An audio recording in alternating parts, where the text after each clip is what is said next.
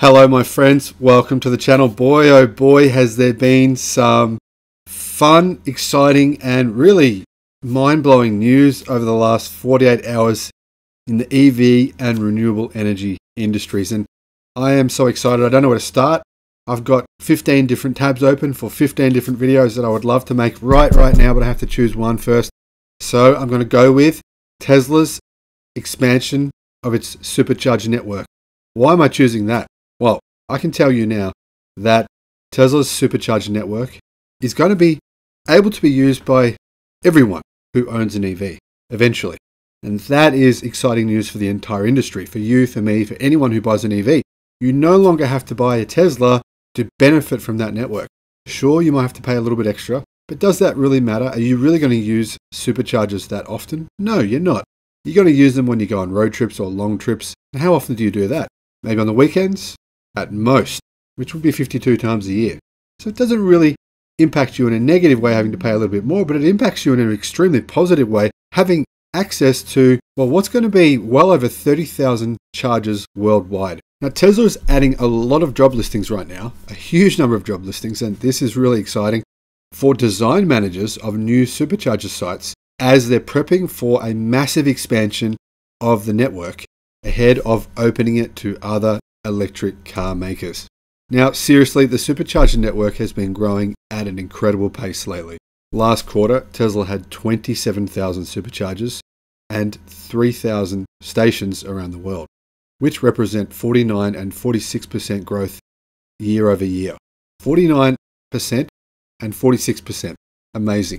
So it's growing fast, but Tesla might need to grow fast charging even faster if it wants to welcome more electric vehicles to the network by opening it up to other automakers.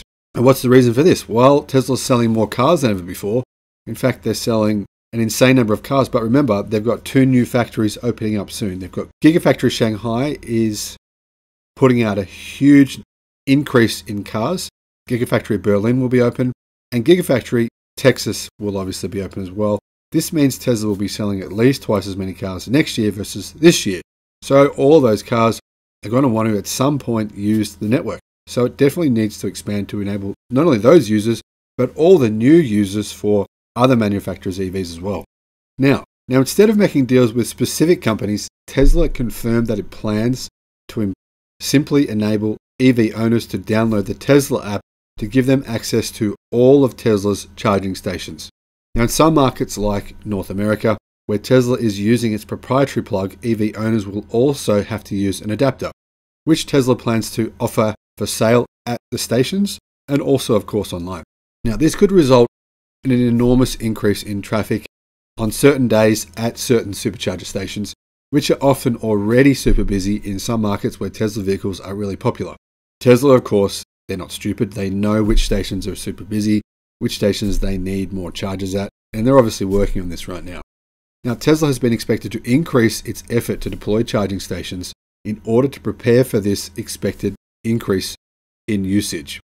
So they recently updated their map of planned charging stations with new stations and updated timelines. So what are they doing? Well, Tesla's enabling new routes, but there also appears to be a focus on adding capacity in dense urban areas. One of those is a popular spot in Los Angeles. Now, Los Angeles is a really popular place for Tesla vehicles, of course. Californians love Tesla vehicles, and they're seeing a doubling of their supercharger network with the planned stations in grey on the map. So what about the jobs? Well, Tesla has added many job listings for new charging infrastructure design managers, and this role includes the management of the entire process of deploying a new supercharger station. And here's what the role says. The Supercharger Design Manager role entails active program coordination of all deployment phases of Tesla's supercharger projects, including construction, feasibility, diligence, layout and design, utility design and easements, permitting construction, site commissioning and closeout. The ideal candidate has relevant hands-on experience managing infrastructure projects, up to 30 projects at one time across multiple states and provinces, and demonstrates a bias to action, logical problem solving, and mastery of a project's tactical details. Finally, he or she brings high energy and an optimistic approach to fully completing projects in a swift and quality manner. Now, Tesla has recently added 7 of those positions to Southwest United States alone: Phoenix to Denver to Albuquerque, Oklahoma City, Austin, Dallas, and Houston. In Austin, Tesla is planning to more than double the size of its supercharger network, and it currently has more stations planned than in Houston and San Antonio. Now, this kind of makes sense because, of course, Tesla is building a Gigafactory in Austin, Texas, right? So, very good chance that all the employees are going to drive Teslas, and the factory is going to have a huge number of employees, and of course, they're going to need superchargers.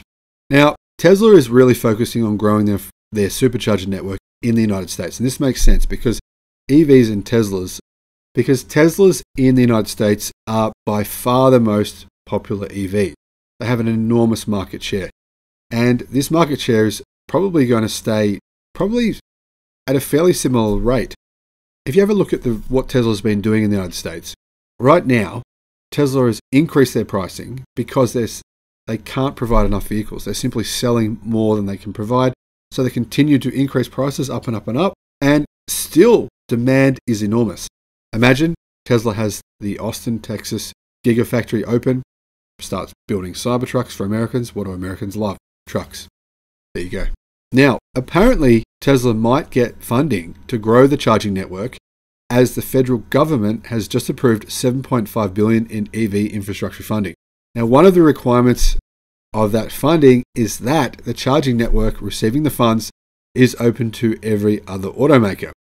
Now, this might explain why Tesla finally opened the supercharger network to other automakers after years of discussions about it. All the other automakers should have simply copied them.